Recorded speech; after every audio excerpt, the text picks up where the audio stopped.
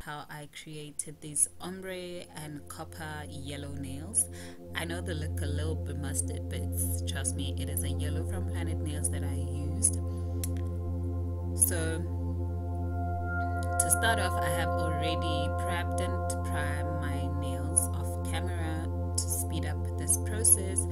So firstly, I use a small bead and I spread it backwards on the tip of the nail to create an ombre. So I first start with the bottom color, like the color that's going to be on the free edge of the tip, and then I will use that color throughout. And then when I'm done, I clean my brush and go in with a cover pink.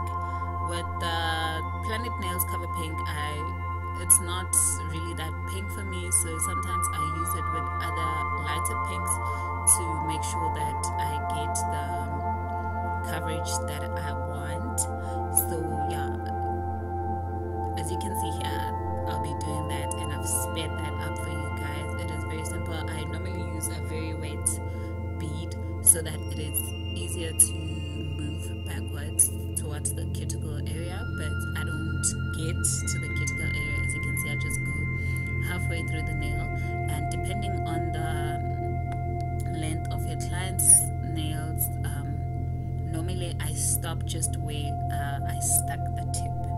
So on the index finger here, you can see I do a full coverage because this is the design that we were going for. And on the ring finger, I lift it like that because I'll be using a different color. So it's going to be the pinky, middle finger, and the thumb. Those are going to be our ombre nails.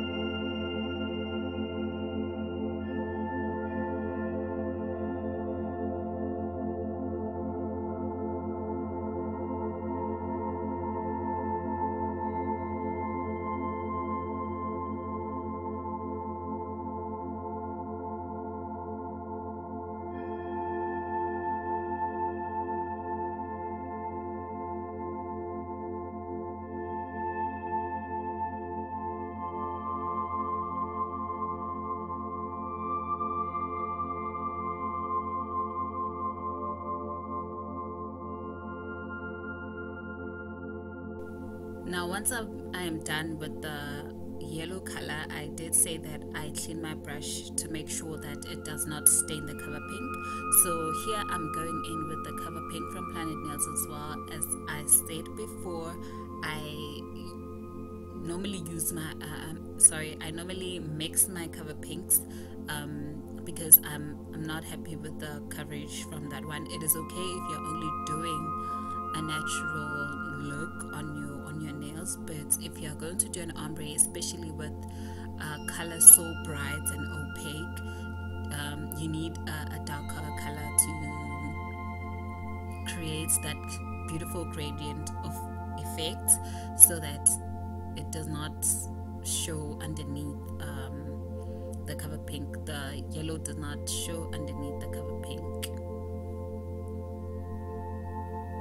So the reason I am using wet balls is because it is easier to blend. I find that sometimes harder balls get dry quickly and then it become lumpy and stuff, and if you need to create more ombres, it becomes like very hard to blend it. So I prefer using wet balls, and I just brush that through, and then with smaller amounts, building the ombre on top of each layer until I get the effect that I want.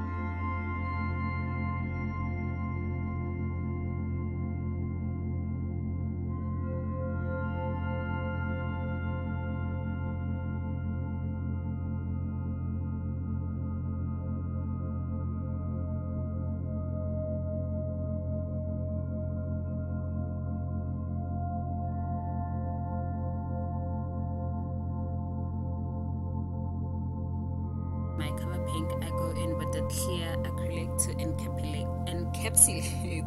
encapsulate the two colors together, so that when I file it, my color does not get affected, or my ombre effect does not get affected as well. So that's the reason for encapsulating. And if you're doing a thinner layer of these two colors on the bottom, it is a very good idea. You actually need to have a clear acrylic on top, so that you build your apex and everything else, so that your nail, it becomes stronger. Now once I am done with that, I go in with the copper shade from Planet Nails as well for the remaining fingers. So the reason I did the clear coats first is because the copper has shimmer on it, and if I were to use it with the same monomer or same brush, chances are my encapsulation will have a bit of glitter on it. So I decided to do a clean work first and then go in with the copper, so that my application on the other fingers are going to be clean, so you don't have to worry about changing your monomer or anything of that sort.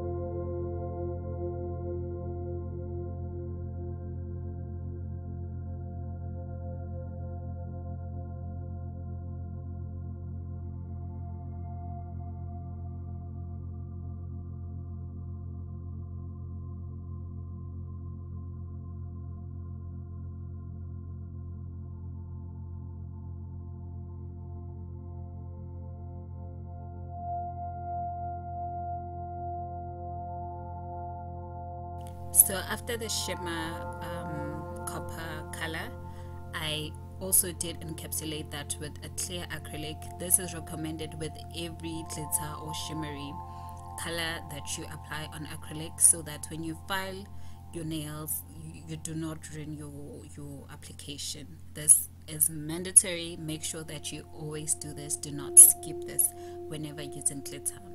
So this is my application this is my application before filing. So after that, I have filed my nails off camera.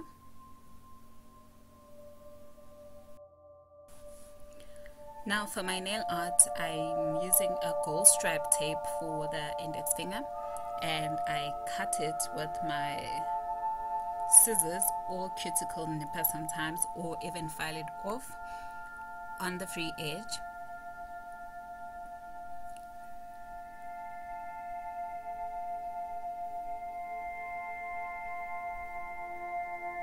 Make sure it is stuck properly. I normally use my nail to press it down to make sure that there's no lifting, and then cut it off. And then for my rhinestones, I use the Planet Nails Elastic Rubber Base in clear. That always helps with the longer adhesion of my rhinestones. They will not move, more especially if they are cured properly. They are not going anywhere until your client's next visit to your salon, if they decide to. So I apply a thin coat of that, and then I apply my rhinestones. So here I'm applying it on top of that strapping tape because I'll be applying rhinestones over it. So this is my process all the time when I'm applying rhinestones. So yeah, it is also easier to, you need to make sure that you do not cure your elastic. So you apply your rhinestone, move them around until you're sure with your design, and then you can cure it. And cure it, I normally cure it like 3 times to make sure that they aren't going anywhere. So it is always, my lamp is on 60 seconds, so I do 360 seconds of curing when I'm applying rhinestones.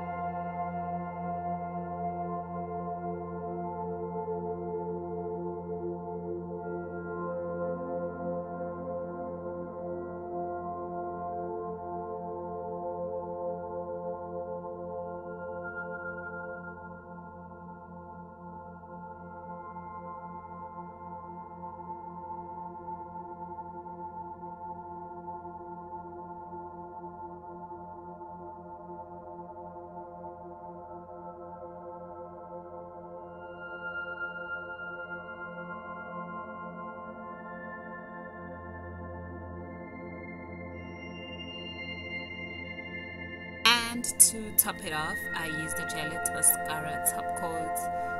It's a non-wax top coat. For acrylic applications, I always go in twice so that it is shinier, because I noticed that with gel has already built-in shine, if I may say that. So with one application you have that shine, but with acrylic it's not the same. So I normally go in with 2 coats of top coats, and obviously curing them in between, and then yeah, those will be the shiniest nails you'll have.